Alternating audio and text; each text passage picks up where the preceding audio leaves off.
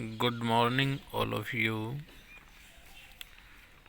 तो last class में हम डिस्कस कर रहे थे टफेल इक्वेशन या टफेल प्लॉट के बारे में, और इसमें कंडीशन जो फर्स्ट थी उसका अपन ने अध्ययन कर लिया था। तो अगर किसी ने क्लास में रिटर्न नहीं किया हो ये टॉपिक, तो आप यहाँ से रिटर्न कर सकते हो आप इसको। तो टफेल इक्वेशन जो टफेल प्लॉट होता है, इसमें मैंने आपको बताया था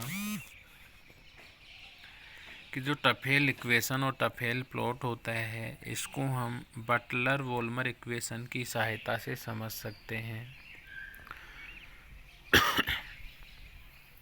और बटलर वोल्मर जो इक्वेशन होती है वो क्या होती है, यहाँ से मैंने आपको बताया था I/I0 इक्वल टू होता है ए की power 1 minus alpha F eta by R T minus A की power minus alpha F eta by R T. Equation number कौन सा हो गया था? फर्स्ट। तो ये बटलर वोल्मर इक्वेशन हमें प्राप्त हुआ था, और इस इक्वेशन को हमने कौन सा इक्वेशन कह दिया था? Equation number first. अब इस इक्वेशन पे हमने कंडीशन अप्लाई की थी, और कंडीशन में अपन ने क्या अप्लाई किया था? यहाँ पे फर्स्ट कंडीशन अपन ने अप्लाई की थी कि यहाँ पर जो नीटा का मान है वो बहुत ही क्या है, नीटा का जो मान है वो क्या है, 1 से बहुत ही कम है।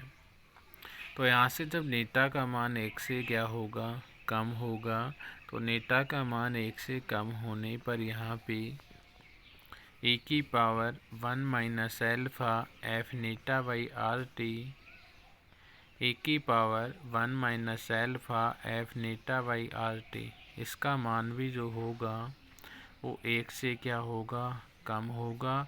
एंड ए की power minus alpha F eta by R T, इसका मान भी 1 से क्या होगा, कम होगा। तो यहाँ पे दो कंडीशन मैंने आपको बताई थी,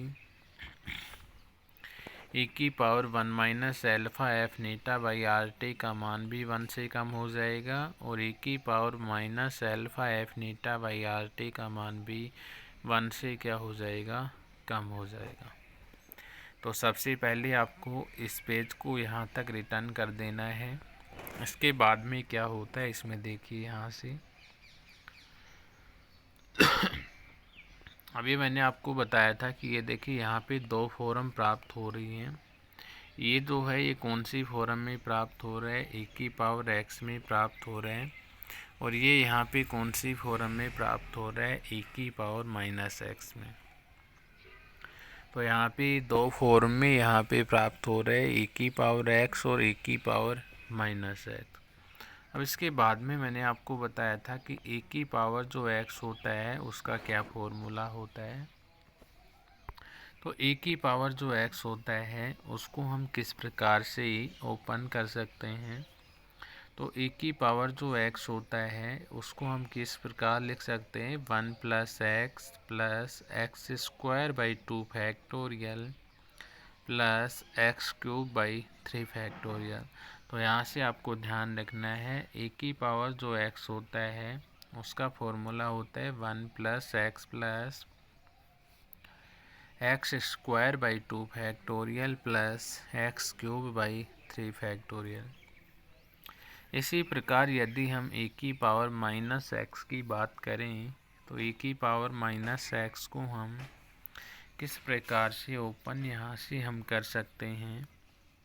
ए की पावर एक्स को हम यहाँ से लिख सकते हैं 1 minus x square by 2 factorial minus x cube by 3 factorial. तो ये ए की पावर एक्स और ए की पावर माइनस एक्स के फॉर्मूले यहाँ से हो गए।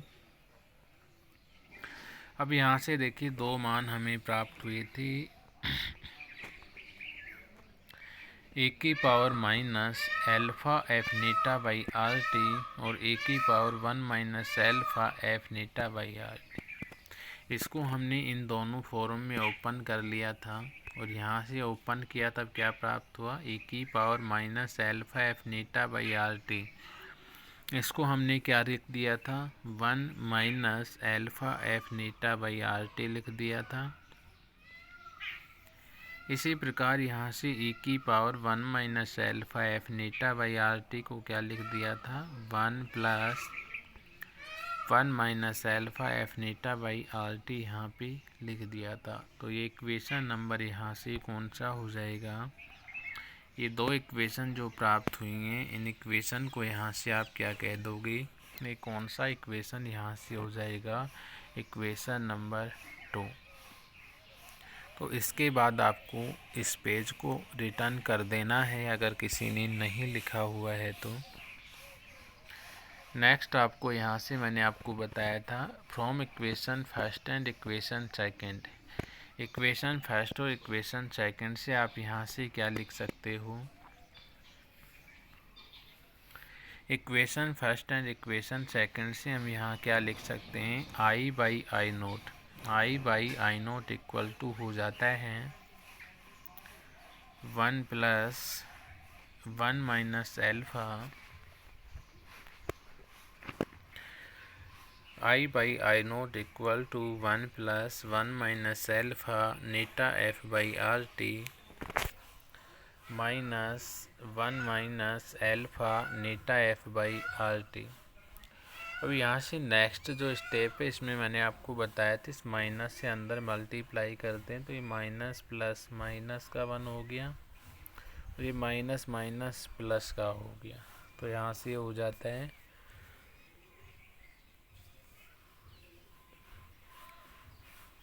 इसके बाद ये प्लस का 1 था और ये माइनस का 1 है, यहाँ से प्लस का 1 माइनस के 1 से क्या हो जाता है, कैंसिल हो जाता है। इसके पश्चात हमने यहाँ पे जो रिमेनिंग पद था उसको ऐसे कि ऐसे रख दिया था और यहाँ से हमें क्या मान प्राप्त हुआ था, I by I naught equal to 1 minus alpha eta F by R T plus alpha eta F by R T. अब इसके पश्चात हमने ये वाला जो पद है, इस वाले पद को हमने ओपन कर लिया था अगली नेक्स्ट स्टेप में। तो यहाँ से इस वाले पद को हम किस प्रकार से ओपन कर सकते हैं, तो इस वाले पद को हम इस प्रकार लिख सकते हैं, I by I naught equal to eta F by R T minus alpha eta F by R T plus alpha eta F by R T. अब यहाँ से देखिए माइनस का है और ये किसका है, प्लस का, ये कैंसिल हो जाता है यहाँ से और यहाँ से क्या शेष रहता है,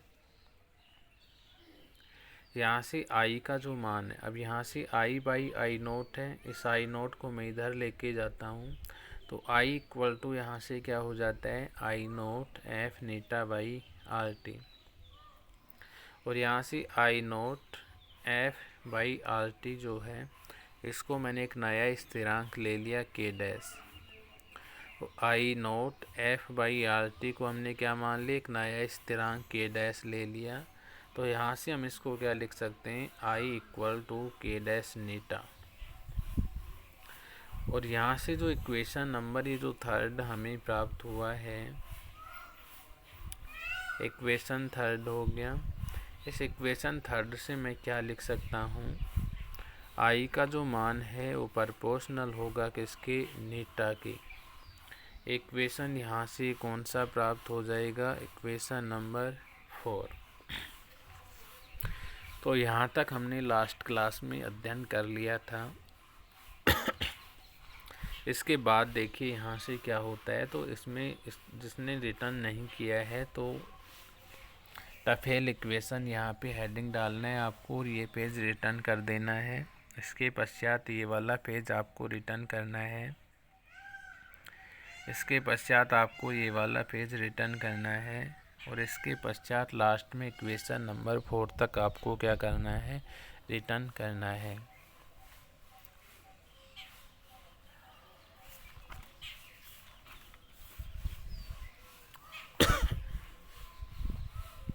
अब देखिए इसके बाद यहाँ पे हम कंडीशन फर्स्ट अप्लाई करते हैं और कंडीशन यहाँ पे स्मॉल ए ले रहे हैं हम। कंडीशन स्मॉल ए में हम क्या ले रहे हैं कि यहाँ पर जो नीटा का मान है if eta is very small, if eta is very small and negative, eta का मान यहाँ पे ए जो कंडीशन है, ए कंडीशन में हम नीटा का जो मान है वो क्या ले रहे हैं, वेरी स्मॉल ले रहे हैं और नेगेटिव ले रहे हैं। इसका मतलब यहाँ से क्या हुआ कि यहाँ से हम क्या लिख सकते हैं, आई इक्वल टू क्या हो गया यहाँ से आई ए माइनस आई सी, और इसको हम क्या लिख सकते हैं, I naught eta F by R T, eta F by R T, और इसका मान यहाँ से क्या हो गया, नेगेटिव हम ले रहे हैं। तो यहाँ से केस फर्स्ट में आपको ध्यान रखना है, कंडीशन स्मॉल ए ली है अपन ने यहाँ पे, और कंडीशन स्मॉल ए जो है यहाँ पे if Neeta is very small, अब नीटा का मान यहाँ पे बहुत ही स्मॉल ले रहे हैं हम, तो नीटा का मान स्मॉल लेने पर यहाँ पे क्या हो गया, ये नेगेटिव हो गया।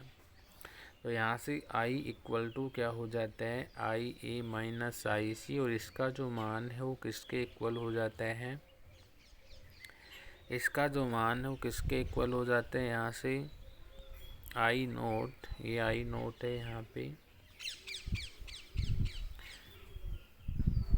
आई naught eta F by R T के क्या हो जाता है, I naught eta F by R T के इक्वल हो जाता है। और यहाँ से ये जो मान है कैसा हो जाता है, नेगेटिव यहाँ से हो जाता है। तो इस प्रकार हम यहाँ से क्या कह सकते हैं, आई सी का मान ज़्यादा हो जाता है, किससे हो जाता है, आई ए से। तो इस कंडीशन में यहाँ से आई सी का जो मान है वो ज़्यादा हो जाता है किससे, आई ए से, अर्थात कैथोडिक जो करंट का मान होता है वो एनोडिक करंट के मान से यहाँ पे क्या हो जाता है, ज़्यादा यहाँ पे प्राप्त होता है। तो ये वाला पेज इसके नीचे आपको नीचे तक रिटर्न कर लेना है। इसके बाद देखिए यहाँ से मैंने आपको बताया कि यहाँ पर इस कंडीशन में आई सी का जो मान है वो क्या हो जाता है, आई ए से ज़्यादा हो जाता है। इसका मतलब क्या हुआ, इस इक्वेशन का मतलब क्या हुआ, from above equation it is clear that the value of current density obtain negative in presence of small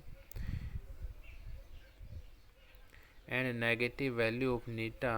in this condition I C का मान ज़्यादा होता है आई सी। इसका मतलब ये हुआ कि जो करंट फ्लो होगा किधर से किधर होगा, एनोडिक जो डायरेक्शन है उससे कैथोडिक डायरेक्शन की तरफ क्या होगा, करंट फ्लो यहाँ पे होगा। तो यहाँ से जो हमें मान प्राप्त हुआ था IC का मान IC से ज़्यादा, इसका मतलब इस इक्वेशन से क्या प्रूफ होता है, इस इक्वेशन से यह क्लियर हो जाता है कि जो करंट डेंसिटी का मान जो है वो नीटा का मान, नीटा का मान यदि हम नेगेटिव ले रहे हैं अर्थात स्मॉल ले रहे हैं, तो करंट डेंसिटी का जो मान है वो भी हमें ऋणात्मक प्राप्त होता है। और इस कंडीशन में IC का मान ज़्यादा हो जाता है किससे, IAC, अर्थात यहाँ पर करंट जो फ्लो होता है वो कैथोडिक डायरेक्शन की तरफ यहाँ पे संपन्न होता है, अर्थात करंट जो प्रवाह है वो एनोड से कैथोड की तरफ क्या होता है, हमें प्राप्त होता है। तो ये कंडीशन ए थी यहाँ पे। यदि हम यहाँ पे कंडीशन बी की बात करें तो कंडीशन ए में यहाँ पे अपन ने क्या लिया है, कंडीशन ए में नीटा का मान बहुत ही स्मॉल लिया है और नेगेटिव लिया है यहाँ पे। कंडीशन बी की मैं बात करूँ यहाँ पे तो कंडीशन बी यहाँ से देखिए, कंडीशन स्मॉल बी डाल देता हूँ मैं इसको, और कंडीशन स्मॉल बी जो है इसमें नीटा का मान क्या ले रहे हैं, हम लार्जर ले रहे हैं। इफ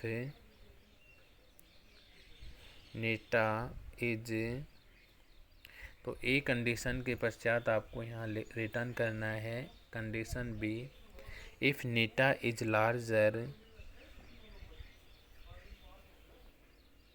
अब नीटा इज लार्जर एंड, अब नीटा का मान लार्जर है तो क्या होगा, पॉजिटिव होगा। If eta is larger and positive then, यदि नीटा का मान यहाँ पे लार्जर है और पॉजिटिव है तो यहाँ से आप क्या लिख सकते हो, आई इक्वल टू, यहाँ से क्या होता है, आई ए माइनस आई से होता है। और जब नीटा का मान वहाँ पे स्मॉल था और नेगेटिव था तो वहाँ पे जो करंट फ्लो का मान था एनोड से कैथोड की तरफ हो रहा था, लेकिन यहाँ पे जो करंट फ्लो का मान है वो कैथोड से किधर हो जाएगा, एनोड की तरफ हो जाएगा। तो यहाँ से मैं क्या लिख सकता हूँ, I naught eta F by R T, और इसका जो मान हमें प्राप्त हो जाएगा वो मान हमें यहाँ से क्या प्राप्त होगा, पॉजिटिव यहाँ से क्या होगा, प्राप्त होगा। तो कंडीशन जो बी है, कंडीशन बी में आपको यहाँ पे रिटर्न करना है if eta is larger and positive then I equal to I A minus I C equal to I naught eta F by R T equal to positive. That means यहाँ पे क्या हुआ, इसका मीन्स यहाँ पे क्या हुआ कि आई ए जो है उसका मान ज़्यादा होगा किसकी तुलना में, आई सी की तुलना में। अर्थात इसका मतलब ये हुआ कि करंट फ्लो का जो मान है वो कैथोडिक डायरेक्शन से एनोडिक डायरेक्शन की तरफ यहाँ पे संपन्न होता है। तो इस इक्वेशन के नीचे आप यहाँ से क्या लिख सकते हो, from above equation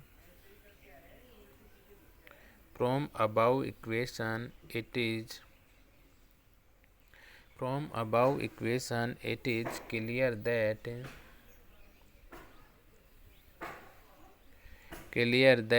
if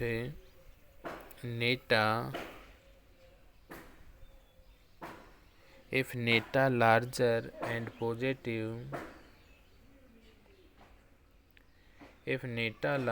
and positive, then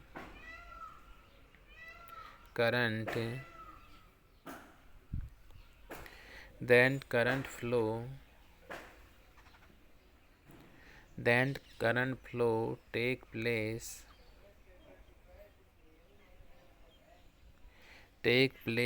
in कौन सी डायरेक्शन में होगा, एनोडिक।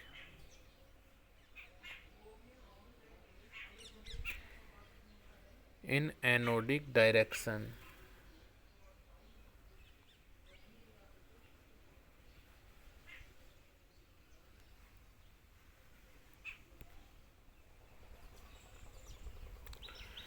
तो यहाँ से आई ए का मान ज़्यादा हो गया किससे, आई सी के। इस इक्वेशन के नीचे आप यहाँ से क्या लिख सकते हो, from above equation it is clear that if eta larger and positive then current flow take place in anodic direction. अब इसके नीचे यहाँ पे ये तो कंडीशन फर्स्ट की बात हो गई, और कंडीशन फर्स्ट में यहाँ पे कंडीशन जो फर्स्ट है इसमें हमने दो कंडीशन अप्लाई की, condition A and condition B. अब इसके बाद में यहाँ पे हम कंडीशन 2 अप्लाई करते हैं, कंडीशन 2 यहाँ पे लेते हैं। तो कंडीशन 1 हमने अध्ययन कर लिया, कंडीशन फर्स्ट हमने पढ़ लिया, और कंडीशन फर्स्ट में भी कितने प्रकार हमने यहाँ पे डिस्कस किए, 2 प्रकार यहाँ पे डिस्कस किए। अब सेकंड कंडीशन हम यहाँ लेते हैं, और सेकंड कंडीशन में क्या ले रहे हैं, एफ नीटा का जो मान है वो क्या है, 1 से बहुत ही ज़्यादा है। नीटा का मान 1 से बहुत ही ज़्यादा है। तो ज़्यादा होने पर हम यहाँ से क्या लिख सकते हैं, from equation from equation first से हम यहाँ से क्या लिख सकते हैं,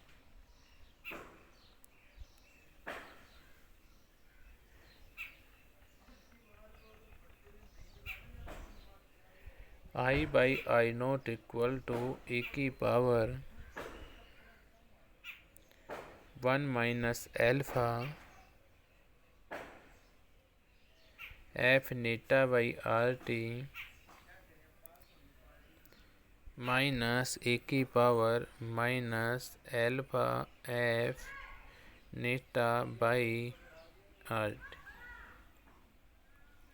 तो यहाँ से देखिए कंडीशन बी हम लेते हैं, उस कंडीशन सेकंड में नीटा का मान 1 से बहुत ही ज़्यादा है।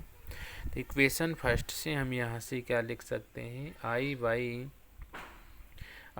आई नॉट इक्वल टू ए की power 1 minus alpha F eta by R T minus A की power minus alpha F eta by R T. अब यहाँ पे जो इक्वेशन हमें प्राप्त हुआ है, इस इक्वेशन में किसका मान यहाँ पे ज़्यादा होगा, तो इस इक्वेशन में ये वाला जो पद है इस पद का मान यहाँ पे ज़्यादा होता है इसकी तुलना में। तो यहाँ से हम इस इक्वेशन की सहायता से क्या लिख सकते हैं कि ए की पावर 1 माइनस एल्फा ए की पावर 1 माइनस एल्फा नेटा F by R T A की पावर 1 माइनस एल्फा नेटा एफ बाई आर टी, इसका मान क्या होगा, ज़्यादा होगा यहाँ पे किसकी तुलना में, ए की power minus alpha F eta by R T से। तो यहाँ पे ए की power 1 minus alpha F eta by R T का मान ज़्यादा होता है किससे, ए की power minus alpha F eta by R T से। तो यहाँ से क्या लिख सकते हैं हम, I by I naught equal to, यहाँ से हम क्या देखिए इसका मान ज़्यादा हो गया, इसका मान कम है, तो ये वैल्यू क्या हो जाएगी, नेगलेक्ट हो जाएगी, केवल ये वैल्यू यहाँ पर क्या करेंगे, अप्लाई। तो यहाँ से I by I naught equal to क्या प्राप्त हुआ, ए की power 1 minus alpha F eta by क्या हो गया यहाँ से आर टी। तो हमें यहाँ से इक्वेशन प्राप्त हुआ, इक्वेशन कौन सा हो गया, देखिए इक्वेशन में 5 नंबर दे देता हूँ। लास्ट क्लास में हमने 4 नंबर इक्वेशन तक अध्ययन किया था और ये नंबर कौन सा हो जाएगा, 5 नंबर। इसके बाद में इक्वेशन यहाँ से कौन सा हो जाएगा, number 6।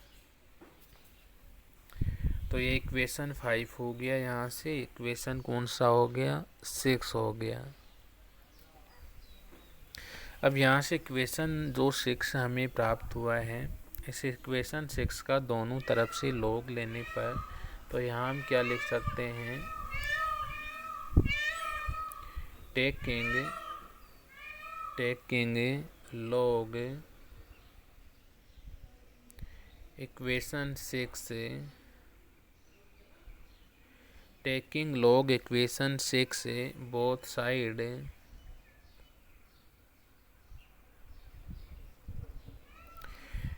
Taking log equation 6 both side we get, इस इक्वेशन का दोनों तरफ से लॉग लीजिए आप, और लॉग लेने पर यहाँ से हमें क्या प्राप्त होगा, जब इसका हम लॉग लेते हैं तो यहाँ से हमें क्या प्राप्त होता है, ln I by I naught equal to, A की पावर में पहले ही था, ए की पावर यहाँ से हट जाती है, 1 minus alpha F eta ln I by I naught equal to 1 minus alpha F eta by R T. अब यहाँ से ये वाला जो पद है इस पद को मैं किस प्रकार से रिटर्न कर सकता हूँ, ये कौन सी फॉर्म में है, ln m/n की फॉर्म में है। तो इसको यहाँ से किस प्रकार से ओपन करोगे, ln m minus ln n, इस फॉर्म में इसको यहाँ से हम ओपन कर सकते हैं। तो इसको यहाँ से इस फॉर्म में ओपन कीजिए, तो यहाँ से एक इस फॉर्म में हो जाएगी इक्वेशन। क्या लिख सकता हूँ इसको, ln i minus ln i naught, ये इस प्रकार हो गया, equal to 1 minus alpha F eta by क्या हो गया, RT। तो यहाँ से इक्वेशन हमें प्राप्त हुआ ln i minus ln i naught equal to 1 minus alpha F eta by RT। अब यहाँ से ln i नोट जो है, इस वाले पद को मैं इधर लेता हूँ। तो इस वाले पद को जब हम इधर लेंगे, इस वाले पद को इधर लीजिए आप, इस वाले पद को यहाँ पे इधर लेता हूँ, तो यहाँ से ln i इक्वल टू हमें क्या प्राप्त होता है, ln i इक्वल टू यहाँ से हमें प्राप्त होता है ln i naught plus 1 minus alpha F eta by RT। अब यहाँ से देखिए हम ग्राफ का रिप्रेजेंटेशन करेंगे। तो यहाँ से ग्राफ का यदि हम रिप्रेजेंटेशन करें, तो ये वाला जो मान है किसके इक्वल हो जाता है, y के इक्वल हो जाता है। ये वाला जो मान है किसके इक्वल हो जाता है, c के इक्वल हो जाता है। और नीचे हम नीटा ले रहे हैं, यहाँ पे ये मान क्या हो गया, x हो गया, और ये वाला जो मान है ये यहाँ पे क्या हो गया, m हो गया। तो यहाँ से ये ग्राफ जो बनेगा, ये कौन सी फॉर्म में हमें प्राप्त होगा, y equal to mx plus C, y equal to mx plus C की फॉर्म में ये ग्राफ हमें यहाँ से प्राप्त होगा। और y equal to mx plus C का जो ग्राफ है वो किस प्रकार से यहाँ पे हमें प्राप्त होता है। तो y equal to mx plus C का जो ग्राफ है वो हमें इस प्रकार से प्राप्त होता है। नीचे x अक्ष में अपन ने यहाँ पे क्या लिया है, नीटा लिया है। y अक्ष पे यहाँ पे क्या लिया अपन ने, ln i लिया है। ये इसका अंतःखंड इंटरसेप्ट पार्ट होगा, और इंटरसेप्ट जो पार्ट होगा यहाँ पे वो क्या है, ln i नोट है। और यहाँ से इसके स्लोप की मैं यदि बात करूँ, x y और z, इसका जो स्लोप होगा उस स्लोप का मान हमें यहाँ से क्या प्राप्त होगा, 1 माइनस एल्फ़ा एफ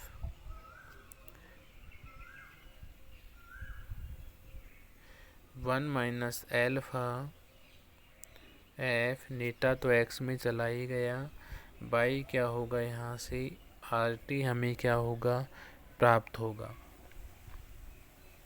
तो यहाँ से कंडीशन जो सेकंड थी, कंडीशन सेकंड में हमें लास्ट जो ग्राफ प्राप्त हुआ वो क्या प्राप्त हुआ, ln i equal to ln i naught plus 1 minus alpha F eta by RT। यहाँ से इस इक्वेशन से ये जो मान है ये y के इक्वल हो गया, ये जो मान है ये c के इक्वल हो गया, ये नीटा जो है ये x हो गया, और यहाँ से ये वाला जो मान है ये m के इक्वल हो गया। तो यहाँ से जो इक्वेशन हमें प्राप्त हुआ वो क्या प्राप्त हुआ, y equal to mx plus C. और y equal to mx plus C का जो ग्राफ होता है वो किस प्रकार से प्राप्त होता है, हमें x अक्ष पे हमने नीटा लिया है आवर पोटेंशियल, y अक्ष पे ln i लिया है करंट डेंसिटी। ये वाला जो भाग है इसका वो इंटरसेप्ट पार्ट कहलाता है ln i note, x y और z इसका स्लोप पार्ट कहलाता है। और यहाँ से इसके स्लोप का जो मान है वो हमें क्या प्राप्त हो रहा है, 1 minus alpha F by RT यहाँ पे क्या हो रहा है, प्राप्त हो रहा है। इसके पश्चात इस ग्राफ के नीचे आप यहाँ पे क्या मेंशन कर सकते हो, इस ग्राफ के नीचे आपको लिखना है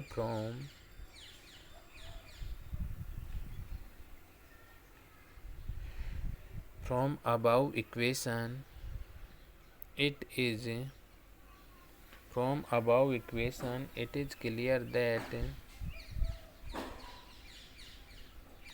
it is clear that exponential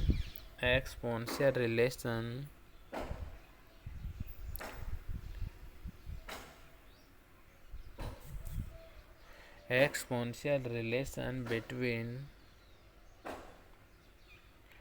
I and नीटा, ये जो ग्राफ है किसको रिप्रेजेंट कर रहा है, एक्सपोनेंशियल जो रिलेशन है आई और नीटा की उसको रिप्रेजेंट कर रहा है।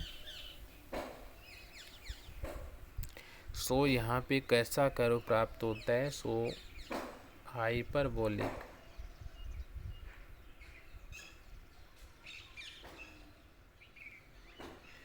सो हाइपरबोलिक कर्व यहाँ पे क्या होता है, ऑब्टेन प्राप्त होता है to represent relation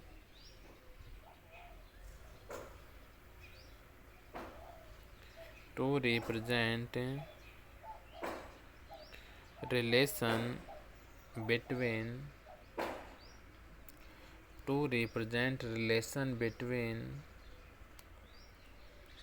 I and नीटा। तो ये जो ग्राफ हमें प्राप्त हुआ था, इस ग्राफ के नीचे आपको यहाँ पे क्या मेंशन करना है, from above equation it is clear that exponential relation between I and Neeta, so hyperbolic curve obtained to represent relation between I and नीटा। इसके पश्चात यहाँ पे आपको दो ग्राफ बना देने इसके नीचे।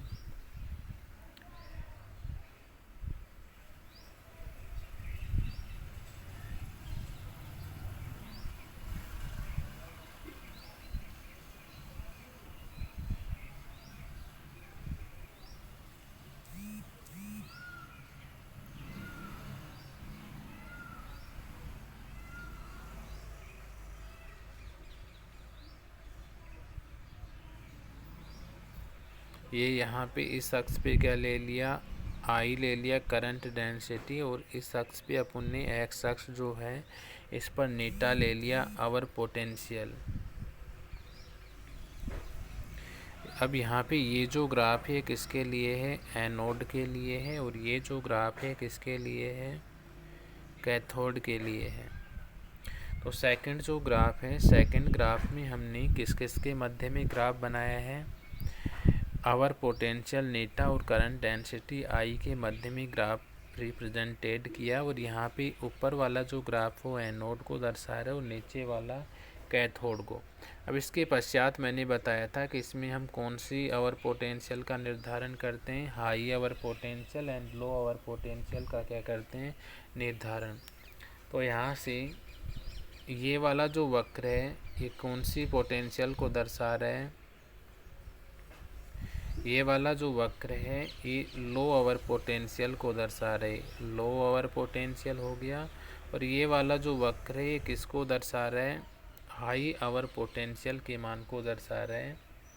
यहाँ पर एक्स अक्ष जो है इस पे हम नीटा लेते हैं आवर पोटेंशियल, और जो वाई अक्ष पे इस पे हम क्या लेते हैं, करंट डेंसिटी लेते हैं। अब यहाँ पे इधर जो होता है एक्स अक्ष से ऊपर की तरफ ये करंट डेंसिटी का मान पॉजिटिव होता है, और एक्स अक्ष से नीचे यहाँ पे करंट डेंसिटी का जो मान होता है वो क्या होता है, नेगेटिव यहाँ पे हमें प्राप्त होता है। तो यहाँ से देखिए लास्ट में यहाँ पे हम दो ग्राफ का रिप्रेजेंटेशन करते हैं। फर्स्ट ग्राफ ये होगी, सेकंड ग्राफ ये हो गया, और फर्स्ट जो ग्राफ है इसमें एक्स जो अक्ष है इस पर हमने क्या लिया, आवर पोटेंशियल नीटा लिया है, वाई अक्ष पे क्या लिया है, आई करंट डेंसिटी आई लिया अपन ने। यहाँ पे हमें इस प्रकार का कर्व हमें यहाँ पे प्राप्त होता है। ये जो कर्व है किसके लिए है, लो आवर पोटेंशियल के लिए है। ये जो कर्व प्राप्त हुआ है किसके लिए, हाई आवर पोटेंशियल के लिए है। एक्स अक्ष से ऊपर की तरफ करंट डेंसिटी का मान पॉजिटिव प्राप्त होता है और एक्स अक्ष से नीचे की तरफ करंट डेंसिटी का मान हमें क्या प्राप्त होता है, नेगेटिव यहाँ से प्राप्त होता है। तो यहाँ से आपको रिटर्न करते वक्त यहाँ से किस प्रकार से आपको इसको रिटर्न करना है।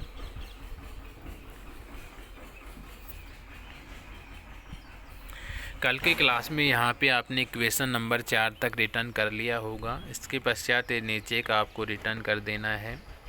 इसके पश्चात यहाँ से ये वाला पेज आपको रिटर्न करना है। इसके पश्चात ये वाला पेज सीरियल से इसी अनुसार आपको रिटर्न करना है।